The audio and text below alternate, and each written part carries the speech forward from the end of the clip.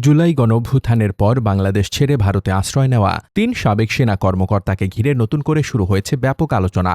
অভিযোগ উঠেছে, তারা এখন কলকাতার একটি সুরক্ষিত সেনা আবাসিক এলাকায় অবস্থান করছেন। বিষয়টি ঘিরে রাজনৈতিক ও নিরাপত্তা মহলে দেখা দিয়েছে নতুন প্রশ্ন।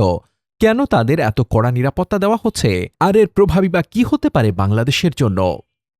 বিভিন্ন নিরাপত্তা সূত্রের দাবি, সম্প্রতি ভারতীয় কর্তৃপক্ষই ৩ সাবেক সেনা কর্মকর্তাকে কলকাতার সল্টলেক ও নিউ টাউনের বেসামরিক এলাকা থেকে সরিয়ে হুগলি ব্রিজের পাশের একটি সুরক্ষিত সেনা আবাসনে স্থানান্তর করেছে।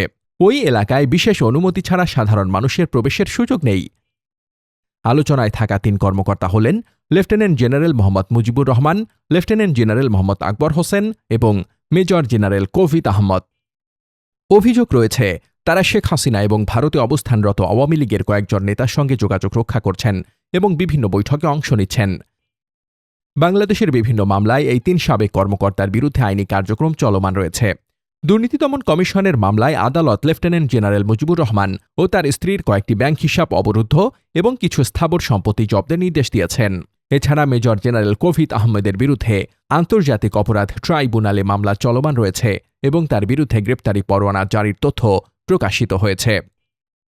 এদিকে কয়েকজন রাজনৈতিক ও নিরাপত্তা বিশ্লেষক দাবি করেছেন, যদি সত্যি এই ব্যক্তিদের বিশেষ রাষ্ট্রীয় নিরাপত্তা দেওয়া হয়ে থাকে, তবে তা বাংলাদেশ ভারত সম্পর্ক ও আঞ্চলিক নিরাপত্তার ক্ষেত্রে নতুন প্রশ্নের জন্ম দিতে পারে। তবে এ বিষয়ে ভারত সরকারের আনুষ্ঠানিক কোনো বক্তব্য প্রকাশ পাওয়া যায়নি। বিশ্লেষকদের মতে, বিষয়টি নিয়ে দুই দেশের কূটনৈতিক যোগাযোগ এবং আইনি প্রক্রিয়াই হতে পারে পরবর্তী গুরুত্বপূর্ণ পদক্ষেপ।